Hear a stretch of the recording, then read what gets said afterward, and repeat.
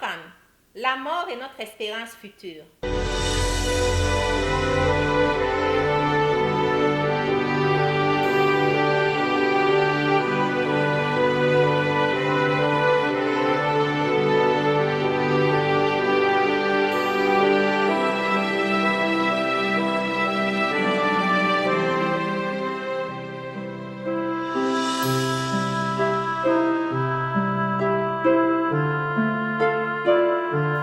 Bienvenue à votre émission. Notre étude aujourd'hui a pour thème la mort dans un monde pécheur. La question du jour, que se passe-t-il après la mort? Le 8 septembre 2022, aux premières lueurs du jour, la rumeur circulait sur les réseaux sociaux avant d'être confirmée par un communiqué officiel vers 18h30. La reine d'Angleterre Elisabeth II venait de s'éteindre à l'âge de 96 ans après plus de 70 ans de règne. Dans une note d'adieu, ses petits-enfants écrivirent « Chère mamie, nous, comme beaucoup, pensions que vous seriez ici pour toujours. Cela vient rappeler à tous, si besoin en était encore, que grand ou petit, nul n'est éternel sur terre. Qu'advient-il donc après la mort? La Bible abonde d'enseignements à ce sujet. Premièrement, la mort est une conséquence de la désobéissance à Dieu. Dans le jardin d'Éden, Ève crut les mensonges du serpent plutôt que Dieu. Dieu avait dit à l'homme dans Genèse 2, verset 17, « Tu ne mangeras pas de l'arbre de la connaissance du bien et du mal, car le jour où tu en mangeras, tu mourras. » Mais le diable dit à la femme dans Genèse 3, verset 4 à 5, « Vous ne mourrez point, mais Dieu sait que le jour où vous en mangerez, vos yeux s'ouvriront et vous serez comme des dieux, connaissant le bien et le mal. » L'expérience tragique d'Adam et Ève dans le jardin d'Éden a ouvert la porte à la mort dans notre monde. Mais elle démontre aussi que nous devons avoir foi en Dieu et chercher la connaissance selon sa sagesse. En effet, nous ferions mieux de ne pas chercher à savoir des choses du monde des ténèbres, car nous pourrions tomber dans le piège du diable. Deuxièmement, il y a deux types de morts. La première mort est celle qu'ont connue certains de nos proches. La Bible compare leur état à un sommeil. Ecclésiaste 9, versets 5 et 6 dit « Des vivants, en effet, savent qu'ils mourront, mais les morts ne savent rien.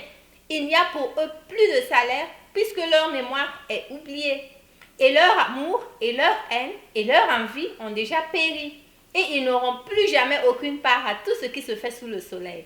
Les morts ne peuvent donc rien faire en mal ou en bien pour nous les vivants. Invoquer les morts est une abomination devant Dieu, parce que ce ne sont pas nos bien-aimés décédés qui nous répondent, mais des esprits démoniaques. Voilà pourquoi Ésaïe 8, 19 insiste.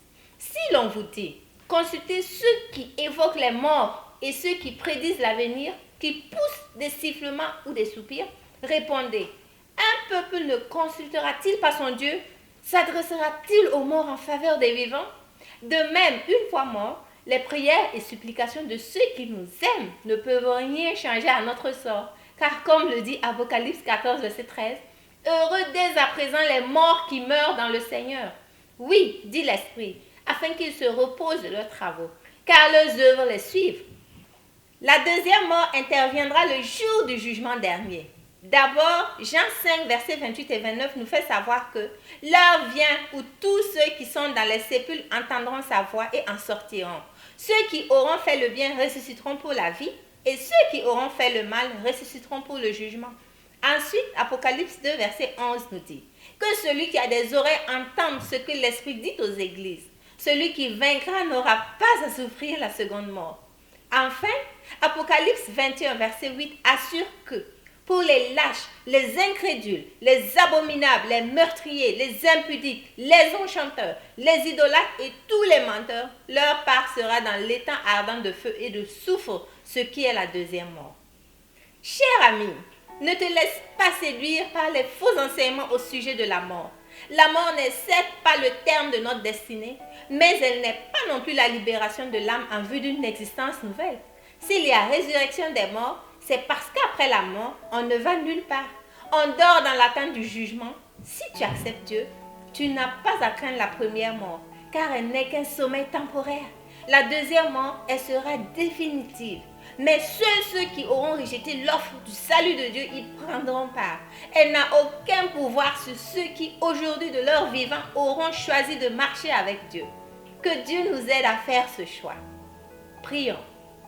Notre Père qui est dans les cieux, nous te rendons grâce parce qu'aujourd'hui tu as dissipé nos craintes à propos de la reine des épouvantes qu'est la mort. Merci parce qu'au-delà du tombeau, il y a de l'espoir. Nous voulons accepter ton offre de salut et vivre selon les instructions et non notre propre sagesse. Que ton nom soit loué à jamais.